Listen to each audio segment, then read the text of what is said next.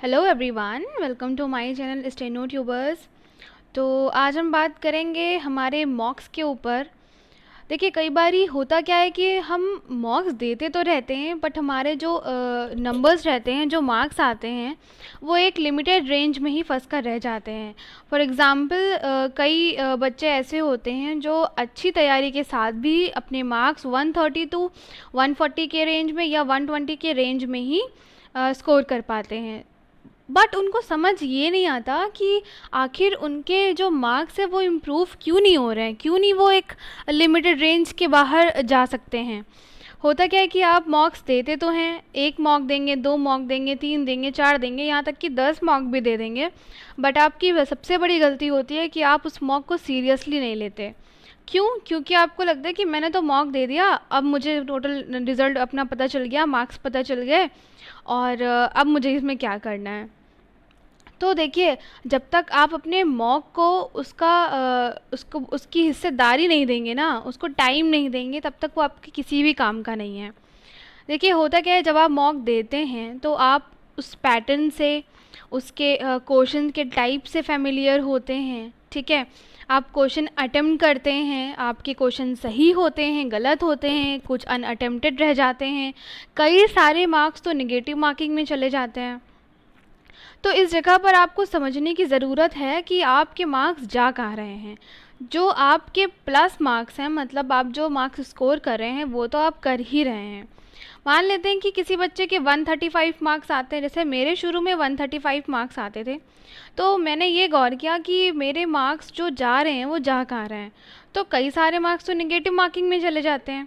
बाकी के बचे कुछ ऐसे क्वेश्चन थे जिनको मैं जानती ही नहीं थी या मैं उनसे अवेयर नहीं थी।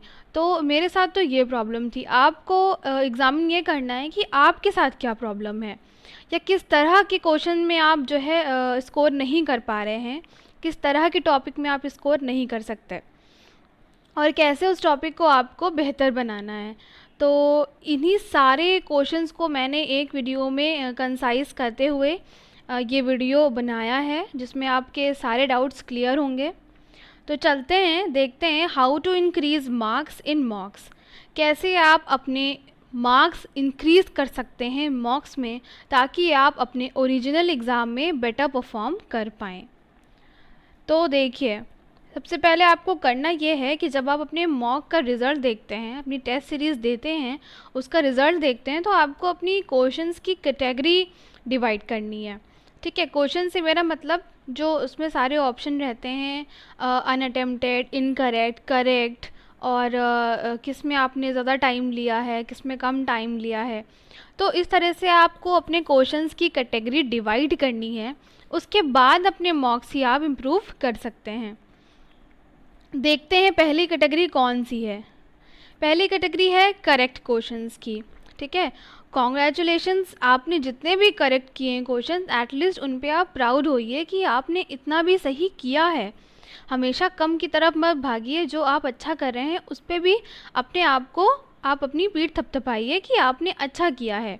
अटेम्प्टेड एक्यूरेटली, जो भी क्वेश्चन आपने एक्यूरेसी के साथ अटेम्प्ट किया है, या उसका आंसर आपने एक्यूरेसी के साथ मार्क किया है ना, आप बिल्कुल श्योर थे कि आप वो क्वेश्चन अच्छे से कर रहे हैं, तो उसके लिए अपने आप को थोड़ा सा प्राउड फील कराइए, अच्छा फील कराइए कि हाँ, गलत हो रहे हैं बट सही भी तो हो रहे हैं क्वेश्चंस। ऐसा तो नहीं है कि आप 100 में आप निगेटिव मार्किंग की तरफ जा रहे हैं, -1 -2 नंबर पा रहे हैं। नहीं, एटलीस्ट आप 120, 130, 135, 140 ऐसे तो मार्क्स पा रहे हैं ना। तो सबसे पहली बात तो करेक्ट क्वेश्चंस की तरफ भी अपना ध्यान रखिए कि मैंने इतने क्वेश्चन सही किए हैं। ओके, ये हमारी हो गई पहली कैटेगरी। दूसरी कैटेगरी आती है इनकरेक्ट क्वेश्चंस की। तो हम बात कर लेते हैं। देखिए, इनकरेक्ट क्वेश्चंस वो क्वेश्चंस होंगे जो आपने हो सकता है अपनी नॉलेज में सही मार्क किया हो, बट वो लास्ट में रिज़ल्ट में गलत हो जाते हैं। कभी कभी जल्दीबाजी में गलत हो जाते हैं, कभी कभी जो टॉपिक की प्रॉपर नॉलेज ना होने की वजह से मिस हो जाते हैं। ठीक है, तो कुछ क्वेश्चंस हैं, इनको देख लेते हैं। पहला है वाई। तो वाई मतलब जो क्वेश्चन आपके इनकरेक्ट हो रहे हैं, गलत हो रहे हैं, तो वो गलत क्यों हो रहे हैं। समथिंग, कुछ तो मिसिंग है ना, समथिंग इज़ मिसिंग, कुछ प्रॉब्लम है उसमें कि आप इट्स पॉसिबल कि वो हो सकता है आपके लिए वो बिल्कुल नया आया हो क्वेश्चन, हो सकता है उस तरह के क्वेश्चन से आप बिल्कुल फेमिलियर ना हो, या हो सकता है वो एसएससी के सिलेबस के बेस पर ना हो, इसलिए आप नहीं कर पाए। या ये भी हो सकता है कि वो आपने वो टॉपिक पढ़ा हो बट आपकी वो प्रैक्टिस नहीं हुई अच्छी तरह से, इसलिए आपसे गलत हो गया। तो सबसे पहले आपको ये फाइंड आउट करने की ज़रूरत है कि वो गलत हुआ तो हुआ कैसे।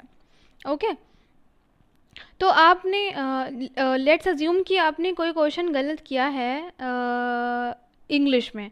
ओके, इंग्लिश में कोई एरर आई है और आपने वो गलत करी, तो आपको फाइंड आउट ये करना है कि वो एरर क्या ऐसा था कि वो एरर जिस भी टॉपिक में आती है, प्रोनाउन, नाउन या आर्टिकल की एरर या ऐसी कोई सिंगुलर या प्लूरल की एरर जो आपने नहीं पढ़ी, क्या ऐसा है? अगर आपने नहीं पढ़ा तो उसको आपको फिर से पढ़ने की ज़रूरत है।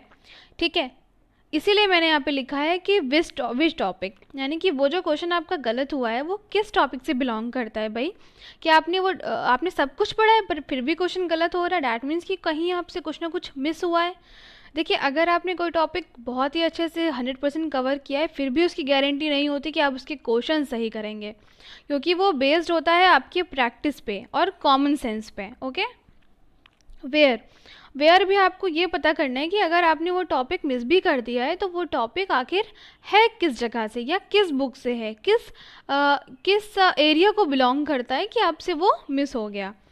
फिर उसके बाद है लैक ऑफ प्रैक्टिस। अगर आपको उस टॉपिक का आइडिया है भी, यानी कि आप जानते हैं कि वो एरर किस में से आई थी बट आपकी प्रैक्टिस नहीं थी, और जब तक प्रैक्टिस नहीं होगी तब तक आप उसको सही नहीं कर सकते हैं। तो आपको ये भी फाइंड आउट करना है कि आपकी प्रैक्टिस कहाँ पे लैक हो रही है। ओके, एंड इन सब के बाद आपको करना है कि आप इन सारी चीज़ों के इन सारे क्वेश्चंस के आंसर ढूंढ के आपको वो जो आपका क्वेश्चन इनकरेक्ट हुआ था आपको क्या करना है, उसको सही करना है।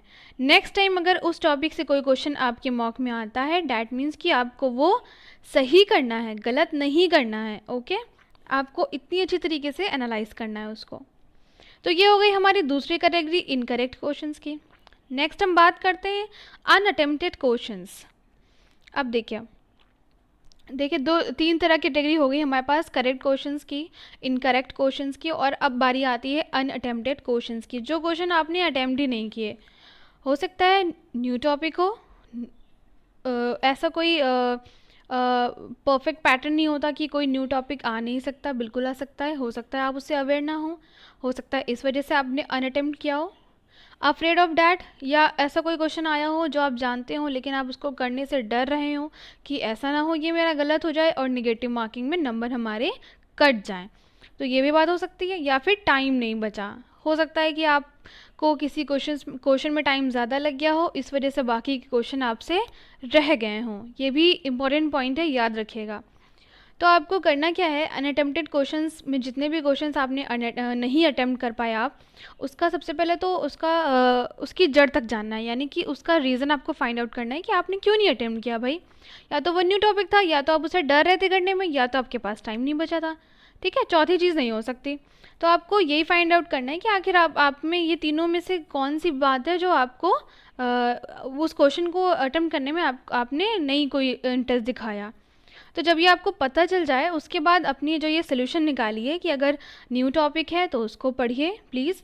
अगर आप उससे डर रहे हैं तो एटलीस्ट उस क्वेश्चन की इतनी बार प्रैक्टिस कर लीजिए या उस टॉपिक की कि अगली बार आप उसको करने से ना डरें। ओके, या फिर टाइम नहीं बचा, अगर आपके पास टाइम नहीं बच रहा है, आप एक क्वेश्चन पे या एक सेक्शन पे ज़्यादा टाइम दे रहे हैं और नेक्स्ट पे कम टाइम दे रहे हैं, तो आपको अपना टाइम मैनेज करने की ज़रूरत है। मैंने टाइम मैनेजमेंट पर वीडियो बनाया है कि कैसे आप अपने मॉक में या टेस्ट में ओरिजिनल एग्ज़ाम में भी अपने टाइम को डिवाइड कर सकते हैं, अच्छे तरीके से टाइम मैनेज कर सकते हैं। आप उसको देख सकते हैं अगर आपको ये 3rd नंबर की प्रॉब्लम है।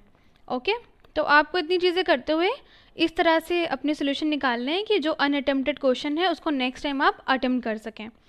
ओके, नेक्स्ट कैटेगरी है ओवर अटेम्प्टिंग क्वेश्चंस। अगर आपके मॉक्स में नंबर कम आ रहे हैं, आप अच्छा स्कोर करने की सोच रहे हैं बट आप नहीं कर पा रहे हैं, तो ऐसा कुछ हो सकता है कि आप या तो 200 में से 200 क्वेश्चन अटेम्प्ट कर रहे हैं एंड उसमें से अप्रॉक्स आपके 80 या 100 क्वेश्चन ऑलमोस्ट गलत हो जा रहे हैं। वैसे रेंज ज़्यादा हो गई, बट हो सकता है कि आपके 50 क्वेश्चन भी या 60 क्वेश्चन भी गलत हो रहे हैं। तो क्या फ़ायदा, 200 में से आपको 50 क्वेश्चन आपके रॉन्ग हो रहे हैं, क्या मतलब है इसका भाई? इसका मतलब है कि आप थोड़ा बहुत अपनी तुक्केबाजी से और थोड़ा ओवर कॉन्फिडेंस में आके, नहीं नहीं मैं पूरा पेपर अटेम्प्ट करके आऊँगा और मैं देखना ये स्कोर करूँगा वो स्कोर करूँगा। No, not at all. ऐसा करने से आपकी प्रॉब्लम सॉल्व नहीं होने वाली। ओके, तो ओवर अटेम्प्टिंग से आपको बचना है। जो देखिए, जो इंटेलिजेंट बच्चे होते हैं, जो टॉपर्स होते हैं, वो थोड़ा सा अपनी स्ट्रैटेजी बना के इसीलिए चलते हैं। वो ऐसे नहीं जाके तुरंत पेपर में जाके और सारे क्वेश्चन अटेम्प्ट करके एंड टिक लगा के सब चले आते हैं और उनके अच्छे नंबर आते हैं। ऐसा नहीं है। अगर आपको लगता है कि वो क्वेश्चन पक्का गलत होगा और आप फिर भी अटेम्प्ट कर रहे हैं तो मत करिए। ओके, ओवर अटेम्प्टिंग से बचिए। तो ये हो गई हमारी नेक्स्ट कैटेगरी। अब नेक्स्ट कैटेगरी में हमारा आता है guesswork. Guesswork means तुक्केबाजी। आप तुक्के से भी कई क्वेश्चन सही करते हैं, इसमें कोई बुराई नहीं है, बट ये है कि एटलीस्ट आपको उस क्वेश्चन का थोड़ा मोटा आइडिया तो हो, एक थोड़ा सा आपको उसके कॉन्सेप्ट के बारे में पता तो है। पता लगे कि आप कोई क्वेश्चन आया, आप उसके बारे में ज़ीरो नॉलेज रखते हैं, फिर भी आपने गैस वर्क दे दिया, मतलब हाउ, कैसे दे सकते हैं आप? ठीक है, तो गैस वर्क से होता क्या है मैं आपको बताती हूँ। मोर नेगेटिव मार्किंग हो सकता है, किसी का गैस वर्क ज़्यादा थोड़ा सा काम कर जाता है, किसी का नहीं करता है। तो आपको ये डिसाइड करना है कि आपका करता है कि नहीं करता है गैस वर्क काम। उस अकॉर्डिंग आप अपनी प्लीज़ तुक्केबाजी करिएगा। तो अगर आपका नहीं करता है तो आपकी नेगेटिव मार्किंग में सिंपल सी बात है, मार्क्स ज़्यादा कटेंगे, एक्यूरेसी नहीं आएगी क्योंकि आप गैस वर्क रॉन्ग कर रहे हैं। लॉजिकलेस यानी क्या कि आप गैस लगा भी रहे हैं क्वेश्चन में, गैस से काम भी कर रहे हैं, बट आपका कोई लॉजिक नहीं लगता उसमें। हम देखिए, जब हम गैस भी लगाते हैं, तुक्का भी लगाते हैं, एक अपनी सीएस से क्वेश्चन सॉल्व करते हैं, तो हम उसमें कुछ ना कुछ लॉजिक ज़रूर लगाते हैं। अगर लॉजिक नहीं काम कर रहा है तो उसमें गैस वर्क लगाने का मतलब क्या है? आप ऑप्शंस को एलिमिनेट करते हुए भी उसको सही ऑप्शन टिक कर सकते हैं, 50-50 करते हुए भी सही कर सकते हैं, बट लॉजिकलेस क्वेश्चन सॉल्व करना कोई अच्छी बात नहीं है। हो सकता है इस वजह से भी आपके मार्क्स में नंबर कम आ रहे हैं। ये हो गई एक कैटेगरी। नेक्स्ट चलते हैं निगेटिव मार्किंग। इसका झोल तो बहुत काम का है। ठीक है, ये ऐसा नाम है निगेटिव मार्किंग कि अच्छों की हालत ख़राब हो जाती है। तो आपको एक अपनी 200 क्वेश्चंस में से आपको एक स्ट्रैटेजी बनानी है कि अगर आप सोच रहे हैं कि मैं 180 अटैम्प्ट करूँगा, या कोई बच्चे ये भी सोच सकते हैं कि मैं 200 आउट ऑफ 200 अटैम्प्ट करूँगा, नो प्रॉब्लम, बट डिपेंड करता है कि आपकी नेगेटिव मार्किंग कितनी हो। ऐसा ना हो कि आप जितने सही करके आएँ उससे ज़्यादा आपके गलत हो जाए क्वेश्चन। तो ये भी अपने दिमाग में रखिए कि आप अपनी नेगेटिव मार्किंग भी चेक करिए कि आखिर मेरे कितने क्वेश्चन रॉन्ग हो रहे हैं, या उन क्वेश्चंस की वजह से मेरे कितने मार्क्स ऐसे हैं जो नेगेटिव मार्किंग में कट जा रहे हैं। एंड ट्रस्ट मी, वो आपके जेन्युइन नंबर्स हैं, उनको आपको अपने पास रखना है ताकि वो स्कोर में ऐड हो, ना कि वो डिक्रीज़ हो। ओके, तो ये भी एक बड़ा सा टॉपिक है नेगेटिव मार्किंग का, कि आपको इसकी थोड़ी सी स्ट्रैटेजी समझनी होगी, और ये आप अपने खुद के मार्क्स से ही समझ सकते हैं, ये आपको दूसरा नहीं समझा सकता। तो आपको ये देखना है कि आपके मार्क्स कितने कट रहे हैं, कितने मार्क्स आप गलत कर रहे हैं, कितने नेगेटिव मार्किंग में जा रहे हैं, ये सब चीज़ें भी आपको देखनी है। ओके, तो ये था आज का मेरा वीडियो, जो कि बेस था कि how to increase marks in mock test.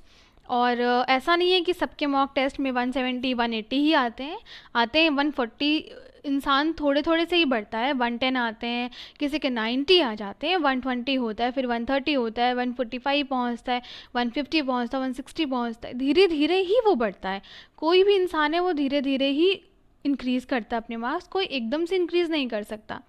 तो डिपेंड करता है कि आप कितना खुद को सेल्फ असेस कर रहे हैं, सेल्फ एनालिसिस कर रहे हैं, कितना खुद के मॉक का। एटलीस्ट मॉक को 1-2 घंटे दीजिए कि आपको वो एग्ज़ामिन करने का मौका दे कि आपने मॉक में किया क्या है। जब आप उस मॉक को एग्ज़ामिन ही नहीं करेंगे, ऐसे नहीं करेंगे, तो क्या मतलब है मॉक देने का? ठीक है, तो आप प्लीज़ अपने मॉक्स को थोड़ा सीरियसली लीजिए और उस पर काम करिए। आई होप कि आपको इतनी चीज़ें क्लियर हो गई होंगी, और आशा करती हूँ कि आप अपने मॉक्स में और अच्छा कर पाएंगे। तो प्लीज़ ट्राई करिएगा और बताइएगा कि क्या टॉपिक आपका वीक है और किस तरीके से आप अपने मॉक्स को इम्प्रूव कर रहे हैं। Thanks for watching Steno Tubers. Subscribe to